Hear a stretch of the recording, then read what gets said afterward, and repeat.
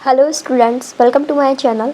आज मैं आप लोगों के साथ मेरे जो रीट एग्ज़ाम के मैंने मॉक टेस्ट लगाए हुए थे प्रीवियस ईयर क्वेश्चन पेपर के, तो वो मैं आप लोगों के साथ शेयर कर रही हूँ कि कितने मार्क्स मेरे इस वक्त आ रहे हैं।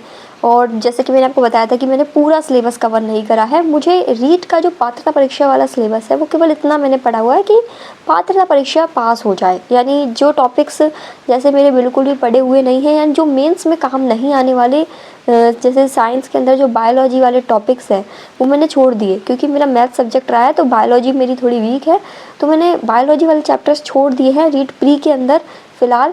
और जैसे कि कुछ टॉपिक्स ऐसे हैं लैंग्वेज वाले पोर्शन के अंदर भी, एक दो टॉपिक जो कि मैंने छोड़ दिए हैं लिटरेचर वाले पोर्शन के अंदर, जो लैंग्वेज 2 में लिटरेचर वाला पोर्शन है उसके टॉपिक्स मैं छोड़ रही हूँ।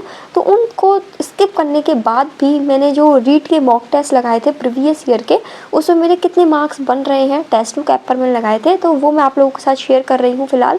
तो यहाँ से आप देख सकते हैं इसमें जो रीट के प्रीवियस ईयर के क्वेश्चन पेपर्स थे ना, वो फ़िलहाल मैंने अटैम्प्ट किए हुए हैं। तो मेरे मार्क्स भी आपको यहाँ पर दिख जाएंगे एंड किस किस डेट को मैंने पेपर अटैम्प्ट किया था वो भी आपको यहाँ पर दिख जाएगा।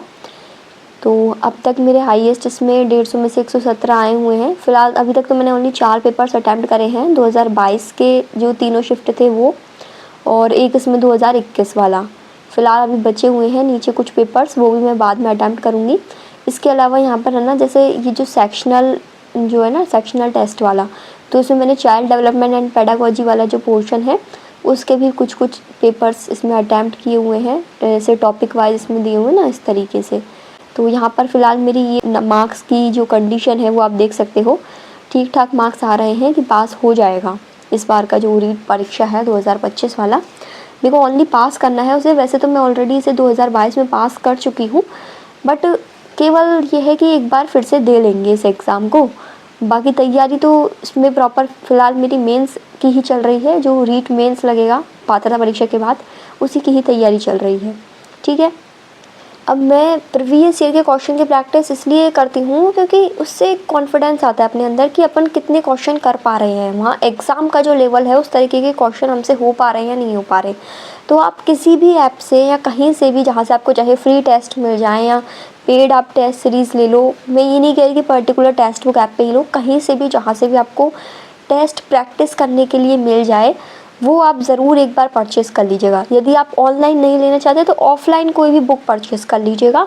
ऑफ़लाइन जैसे प्रीवियस ईयर क्वेश्चन पेपर की बुक आती है या रीट के मॉक टेस्ट के लिए भी बुक आती है, जहाँ से आपको मतलब प्रैक्टिस करने के लिए क्वेश्चंस मिल जाते हैं। तो उस तरह के क्वेश्चंस आप ज़रूर प्रैक्टिस करिएगा ताकि आपको एक कॉन्फिडेंस आए कि उस लेवल के क्वेश्चन अभी तक जो आपने पढ़ा हुआ है रीट का सिलेबस, आप उतने क्वेश्चंस कर पा रहे हैं या नहीं कर पा रहे। आपका जो लेवल है एग्ज़ाम का, जो क्वेश्चन अटेम्प्ट करने का मतलब टाइमिंग ठीक से बैठ पा रहा है, मैथ के क्वेश्चन में कहीं ज़्यादा आपको टाइम तो नहीं लग रहा, जो आपका क्वेश्चन का नंबर ऑफ़ क्वेश्चंस है एंड जो आपको टाइम दिया हुआ है एग्ज़ाम का उतने टाइम के अंदर आप उसे पूरा कर पा रहे हैं नहीं कर पा रहे।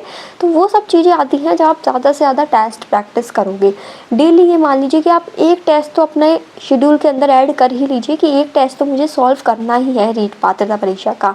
जो भी न्यू स्टूडेंट्स हैं स्पेशली मैं उनकी बात कर रही हूँ, क्योंकि आप टेस्ट लगाओगे तभी आपको कॉन्फिडेंस आएगा। बाकी आपके ऊपर है कि आप अपना टेस्ट कहाँ से लेते हैं। ठीक है।